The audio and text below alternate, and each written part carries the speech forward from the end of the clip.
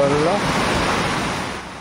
Nasira ang isang sasakyang minamaneho ng isang pulis nang mahulog sa bangin sa gitna ng masamang panahon sa Balamban, Cebu kanina umaga.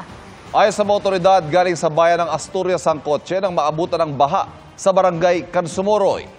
Tinangka nitong umatras pero natangay ng baha at nahulog sa banging mahigit 20 talampakan ang lalim.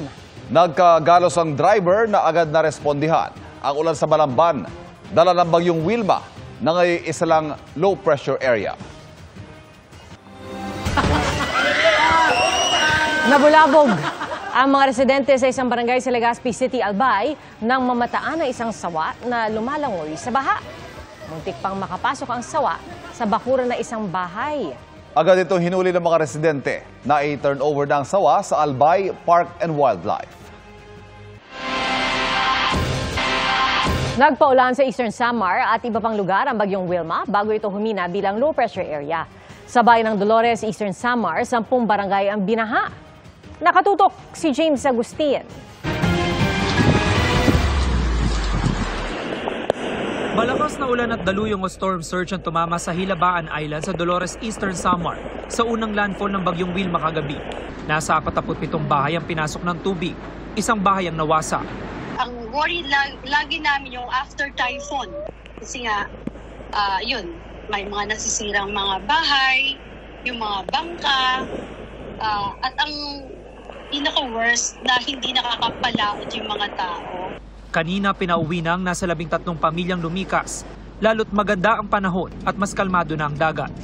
Alas 11 ng umaga na muling payagan ng Coast Guard Station Eastern Samar ang muling pagpalaot ng mga sasakyang pandagat.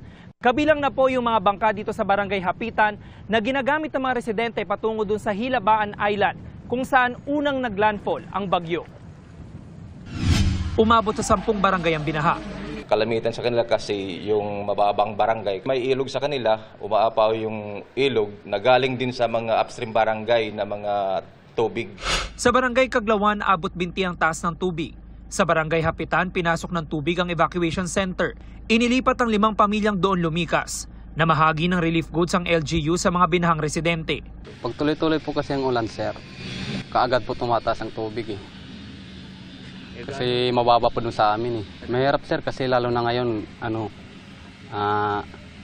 taniman ng palay. Sa Dumangas Port sa Iloilo, pila ang mga truck dahil sa kanseladong biyahe. Sa buong Region 6, mahigit 500 rolling cargoes at mahigit 1,000 pasaherong stranded sa mga pantalan. Niresume na kaninang alas 11 ng umaga ang mga biyahe sa dagat sa Iloilo.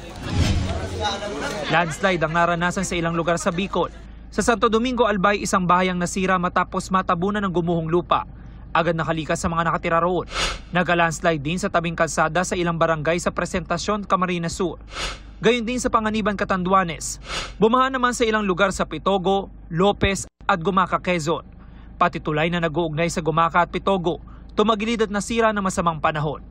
Para sa GMA Integrated News, James Agustin, nakatuto, 24 oras. Humina bilang low pressure area o LPA ang dating bagyong Wilma na nasa loob pa rin ng Philippine Area of Responsibility. Ayon sa Pag-asa, halos humalo sa shear line ang LPA na huling namataan sa Balud, Masbate. LPA ang nagpapaulan ngayong araw sa ilang bahagi ng Western Visayas at Mimaropa. Shear line naman ang nakaapekto sa Metro Manila, Calabarzon, Bicol Region, Quirino, Aurora at Isabela. Habang northeast monsoon o amihan ang nararanasan sa Cordillera Administrative Region at itirang bahagi ng Central Luzon at Cagayan Valley, pati na rin sa Ilocos Region. Localized thunderstorms naman ang nagpapaulan sa natitirang bahagi ng Visayas at Mindanao. Samantala, ramdam na nga ang kagat ng lamig ng amihan sa ilang lugar, gaya sa Baguio City na 13.6 degrees Celsius ang pinakamababang temperatura ngayong araw.